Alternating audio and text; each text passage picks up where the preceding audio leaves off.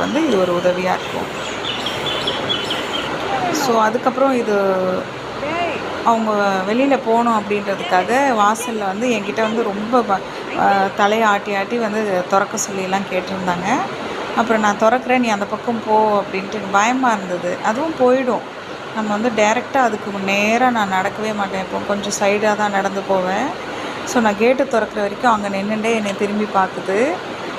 நான் திறந்துட்டு நேராக வந்து போர்ட்டிகோக்கு போயிடுவேன். அதுக்கப்புறம் பாருங்கள், அது திரும்பி கொஞ்சம் நேரம் நின்று பார்த்துட்டு அப்புறமா போயிடுவாங்க. போன்னு சொன்னோம்னா அதுக்கு கோவம் வந்துடுது. அதனால் என்ன வாங்க போங்க அப்படின்னு தான் பேசிகிட்டு இருந்தேன். இந்த காளமாடு வந்து அவ்வளோ ஒரு அறிவாக இருக்குங்க.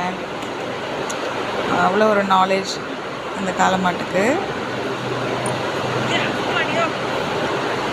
நான் இப்போல்லாம் ஊருக்கு ஊர் காளமாடு